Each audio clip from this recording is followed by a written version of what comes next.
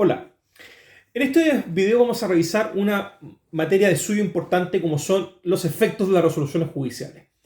Y cuando hablamos de efectos de las resoluciones judiciales, hablamos de cuál es el estado de cosas que va a crear la resolución judicial como acto procesal que va a modificar en definitiva la realidad a través de una decisión. Y fundamentalmente estos efectos van a venir dados por la posibilidad de que el procedimiento avance, por un lado, y por otro, porque el procedimiento se transforme en una realidad a través de la ejecución o cumplimiento del mismo. Asimismo, vamos a estudiar también cuáles son estas clases de efectos y fundamentalmente nos vamos a abocar a dos de ellos que son los más relevantes en este sentido, como son el deshacimiento del tribunal por un lado y por otro lado la cosa juzgada. Y dentro de esto vamos a estudiar entonces el cumplimiento de las resoluciones judiciales y la excepción de cosa juzgada como dos submaterias dentro de este segundo tema. Bueno, partiendo entonces por lo primero de estos efectos, vamos a hablar primero que todo, antes de entrar a estudiar los efectos en sí, tenemos que referirnos desde cuándo producen efecto entonces las resoluciones judiciales.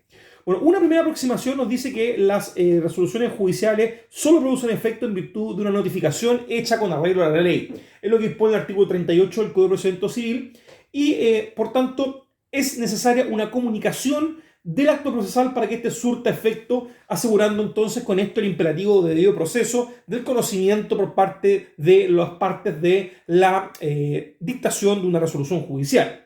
Bueno, y en este sentido, la notificación va a permitir que la resolución produzca efecto en el proceso.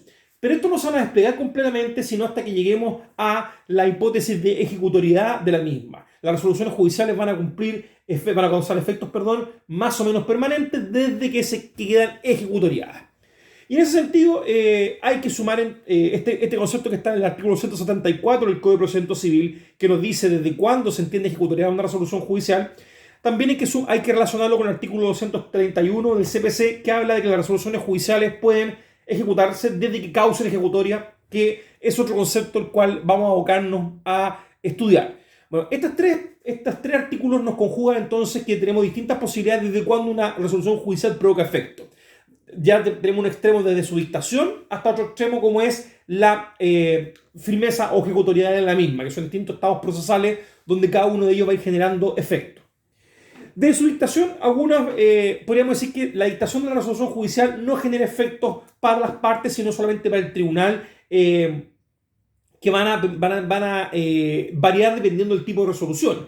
Pero frecuentemente debo decir que la dictación de una resolución no genera mayores efectos dentro del proceso. Tradicionalmente se hablaba como un efecto en la rebeldía en segunda instancia, norma que fue derogada a partir de la ley de tramitación electrónica. Por tanto, no existen casos de resoluciones judiciales que por su sola dictación van a provocar efectos para las partes. Sí, para el tribunal, porque el tribunal al momento de dictar una resolución eventualmente se verá impedida de poder modificarla en algunos casos. En otras situaciones, mientras no exista la comunicación de las partes, siempre podrá ser objeto de modificaciones, ya que es un proyecto de resolución más que una resolución en sí.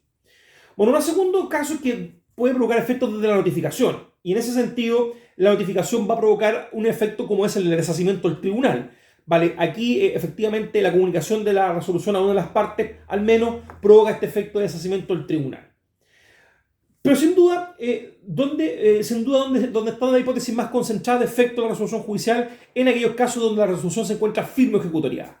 Y estas son las hipótesis que dijimos que el artículo 174 regula, ¿vale? Es decir, aquellos casos donde no encontramos cuando una resolución se cataloga de tal manera. Y acá hay distintas formas o pasos, o podríamos decir casos, donde se habla de una resolución firme o ejecutoriada.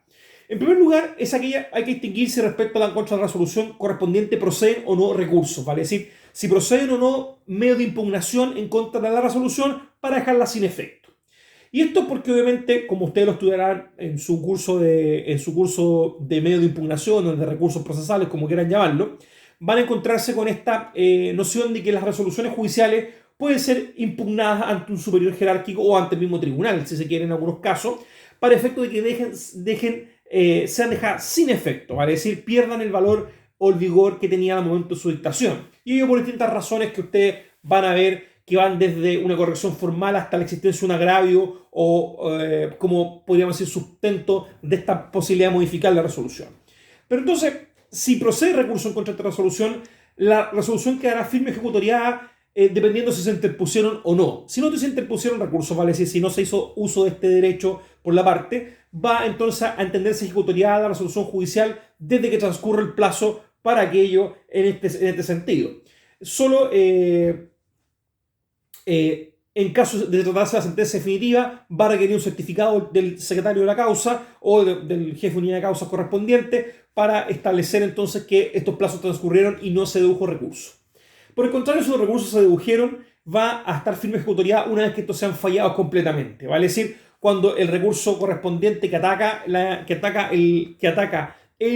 resolución judicial va a ser fallado. Y acá hay que tener cuidado porque obviamente hay recursos que no generan instancia y otros que sí generan, como en la apelación, y por tanto la norma se refiere a aquellos que van a paralizar el avance del procedimiento y que eventualmente su decisión es a través de una nueva instancia. Porque los recursos que no constituyen instancia, de no existir un efecto suspensivo, no van a paralizar el cumplimiento de la misma. Por tanto, hay que tener ojo respecto al efecto que el recurso en concreto tiene para hablar de si se entiende ejecutoriada o no. Bueno, y por el contrario, si no se establece un recurso en contra de la sentencia, va a bastar únicamente con la notificación a las partes de la misma y con eso se va a entender firme o ejecutoriada.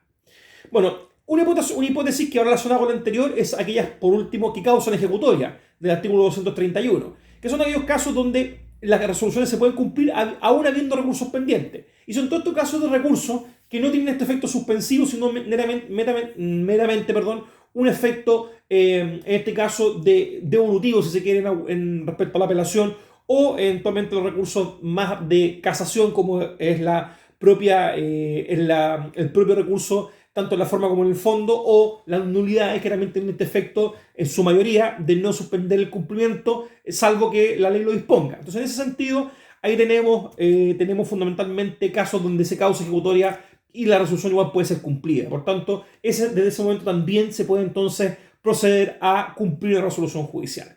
Definido esto, entonces, vamos a ver que se provocan los efectos que nosotros vamos a estudiar en el próximo video, como es el deshacimiento del tribunal y la cosa juzgada.